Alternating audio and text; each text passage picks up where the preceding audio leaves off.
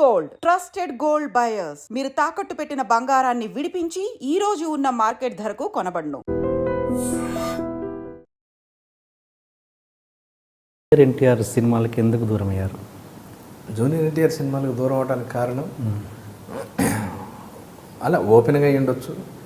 దాని తర్వాత ఆయన పెళ్ళి అవటం, నాకు పెళ్ళి అవటం, నేను వేరే సినిమాల్లో ఉండి ఇంపార్టెన్స్ లేకపోవడంతో నేను ఈ సినిమాలో చేయకూడదులే అనుకోవటం కావచ్చు. ఏదైనా చిన్న గ్యాప్ వచ్చిన మాట వాస్తవం. దానికి చుట్టుపక్కల క్యారెక్టర్లు హెల్ప్ అవుతాయి సార్ బాగా. మన ఆలోచనకి మనకు వచ్చిన ఒక డౌట్ను లేకపోతే మన సెంటిమెంట్లకి ఇది చేయటం, చుట్టూ ఉన్న ఎన్వైర్న్మెంటు వచ్చే వర్డ్ ఒకటి చెవిలో పెడితే తను కూడా ఆలోచిస్తారు, కానీ ఫోర్స్ ఎక్కువ ఉంటే సరేలే అంటారు. ఆయనకి అది లేకపోయినా ఆ చుట్టుపక్కల ఉన్న వాళ్ళు నన్ను కట్ చేసి ఉండొచ్చు. మంచి రిలేషన్ ఉండే సార్ తారక్తో నాకు.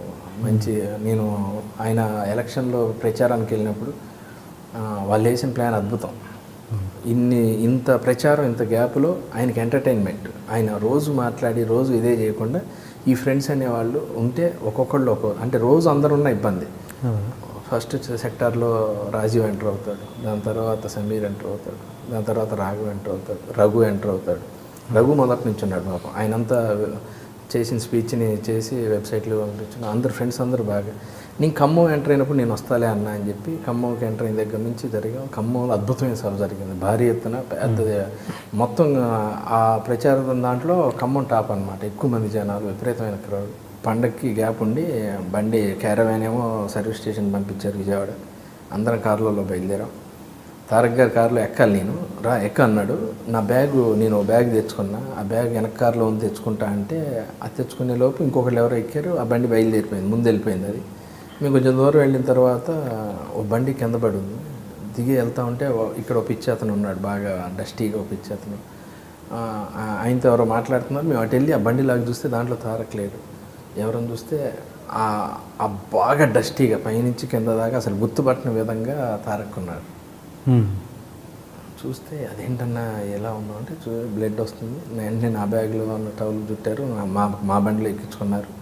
సూర్యాపేటలో మా పెద్దక్క ఉంటారు, వాళ్ళకి ఐడియా ఉంటుంది ఏ హాస్పిటల్ మంచిదని ఐడియా ఉంటుందని వాళ్ళకి ఫోన్ చేసి ఎవరితో చెప్పొద్దు, ఇట్లా చిన్న యాక్సిడెంట్ అయింది, హాస్పిటల్కి వెళ్ళాలంటే పలానా ప్లేస్లో హాస్పిటల్ ఉందంటే వెళ్ళి హాస్పిటల్ని మొత్తం రౌండప్ చేసాం. మేమైతే పేషెంట్స్ కాకుండా మిగతా ఎవరు ఉన్నారో అందరినీ పక్కకు పంపించి ఎవరు ఉన్నాయి.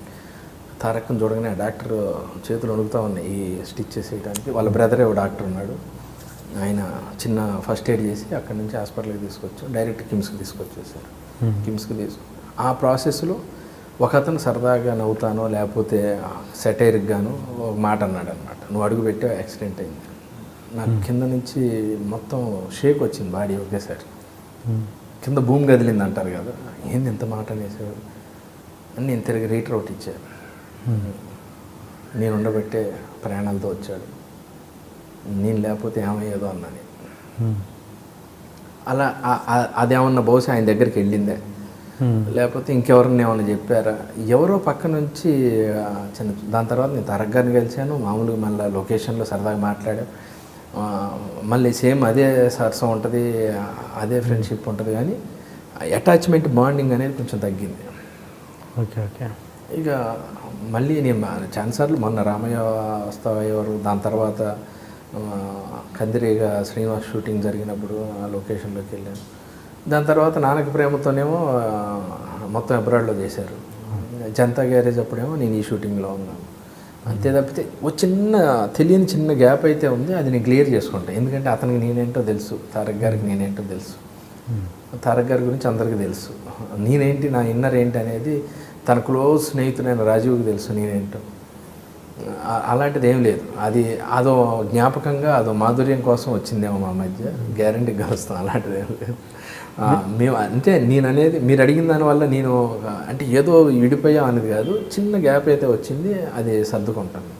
నా వైపు కూడా ప్రయత్న లోపం ఉంది, వెళ్ళి నేను చెప్పుకునే విధానం నా ప్రయత్న లోపం కూడా ఉంది. నా బిజీ కావచ్చు, నా కుటుంబం కావచ్చు, నా కూతురు పేరు ఏం పెట్టాలని ఆయనే ఫోన్ చేసి అడిగాను నేను. దానికి ఆయన సజెషన్స్ ఇచ్చాడు. నేను ఎలా అంటే బాగుంది పేరు పెట్టి అన్నాడు. నా కూతురు ఇయర్ ఫంక్షన్కి తారక్ లాంటి హీరో వచ్చి మా పాపని ఆశీర్వదించాడు. అంత రిలేషన్ అంత ఇది ఉంది మా మధ్య. ఏదన్నా ఓపెన్గా చెప్పేవాడిని నేను. ఆయన సినిమా అందరూ అంటే రాజు ఒకడు డైరెక్ట్ ఓపెన్గా చెప్తాడు, మిగతా వాళ్ళు నన్ను అడుగుతారు అనేవాళ్ళు. నేను మాత్రం నా దగ్గరకు వచ్చినప్పుడు అడిగినప్పుడు తలకాయ ఉంచుకునేవాడిని, చెప్పంటే ఓపెన్గా చెప్పేవాడిని. Okay okay. అవన్నీ సరదాగా ఉండే, బాగా నవ్వుకున్న సందర్భాలు ఉన్నాయి. నరసింహుడు అనే సినిమా యాక్చువల్గా రిలీజ్ లేట్ అయింది. అందరం తారక్ వాళ్ళ ఇంట్లోనే ఉన్నాం సరదాగా. సినిమా రిజల్ట్ ఏంటి అన్న టెన్షన్లో ఉన్నాం. అంటే జనరల్గా ఏంటంటే అంత పెద్ద మాస్ హీరో సినిమా పొద్దున్నే పడిపోద్ది, ఫ్యాన్ షోలు అలాంటి. ఆ సినిమా కొంచెం లేట్ అయింది. అందరం వెయిటింగ్, రిజల్ట్ కోసం వెయిటింగ్. నాకు ఖమ్మం నుంచి రిపోర్ట్ వచ్చింది. వెళ్ళి గదిలోకి వెళ్ళి తారక్తో అక్కడే ఉన్నాడు తారక్. నేను చెప్తున్నా, అన్న కొంచెం బ్యాడ్ రిపోర్ట్ చెప్తున్నారు మన సినిమాకి అది ఇదని చెప్తుంటే, పేరు అనవసరం ఇంకో ఆర్టిస్ట్ వచ్చాడు, ఇంకో ఆర్టిస్ట్ వచ్చి, బాబు మీరు థియేటర్లో వాడి మెడ కనపడ్డప్పుడు అని అంటే పులి సౌండ్ వేస్తే ఉందంట బాబు అనగానే అలా ఉండి పక్కున నవ్వాడు ఒకేసారి. అబ్బా జరిగింది ఏంటని అని సరదాగా అట్లా సరదాగా అయిపోయింది అనమాట. ఆ టెన్షన్ పోయింది, అందరం పోయి మళ్ళీ పార్టీ మూడ్లోకి వచ్చాం. ఓకే అయిపోయింది, ఇది అయిపోయింది. అంత క్లోజ్ రిలేషన్ ఉండేదండి, ప్రతిదీ బాగా క్లోజ్ రిలేషన్ ఉండేది. ఏమైనా ఆయన పెళ్ళి అవ్వటం, చిన్న ఆయనకి ఫ్యామిలీ బాండింగ్ ఏర్పడటం, అంతకుముందు అందరం కలిసి ఉండేవాళ్ళు బాగా. పెళ్ళైన తర్వాత కూడా మిగతా అందరితో కూడా కొంచెం రిజర్వ్ అయింది. నాది ఏం కాదు సార్, అది ఎంత మామూలే, వెళ్ళి మళ్ళీ ఒక 2 నిమిషాలు గ్యారెంటీ ఉంది. ఆ హాస్పిటల్లో మీరు రిటైర్డ్ మాట్లాడింది ఒక ఆర్టిస్ట్తోనేనా? ఆర్టిస్టా లేకపోతే మామూలుగా common friend? Okay, common friend. Okay okay. అంటే మామూలుగా ఇండస్ట్రీలో అనుకునేది ఏంటంటే జూనియర్ గురించి, ఎన్టీఆర్ గురించి ఇక్కడి మాటలు అక్కడ చెప్పారు శ్రీనివాస్ రెడ్డి, అక్కడి మాటలు ఇక్కడ ఎన్టీఆర్కి చెప్పారు, అందువల్లనే కొంచెం దూరం పెట్టారు అన్నది ఒక టాక్. ఎంతవరకు నిజం? ఏమో మరి, అదైతే నా దాకా రాలేదు. బహుశా మీకు ఎవరన్నా అట్లా ఇన్ఫార్మ్ చేసి ఉండొచ్చు, అదో కారణం అయ్యి ఉండొచ్చు అని చెప్పుంటారు. అంత ఇక్కడ విషయాలు అక్కడ మోసేసి, అక్కడ విషయాలు ఇక్కడ మోసేసి అంత ఏం జరగలేదండి మా మధ్య. అంటే ఇప్పుడు ఏదన్నా ఒక ప్లాన్ అనుకుందాం, ఉదాహరణకు ఇంకో ఏదైతే అవతల అనేది ఎంతో తెలియదు, ఇక్కడ విషయాలు అక్కడ అనేది అక్కడెక్కడ అనేది తెలుసు. ఇక్కడ అనేది మనకు క్లారిటీ ఉంది, ఎన్టీఆర్ గారి విషయాలు ఇక్కడ విషయాలని. అక్కడ అనేది క్లారిటీ మీకు ఏమైనా ఐడియా ఉందా సార్? అక్కడ అనేది లేదు. ఇక్కడ విషయాలు అక్కడ అంటే అక్కడ ఏంటనేది తెలియదు.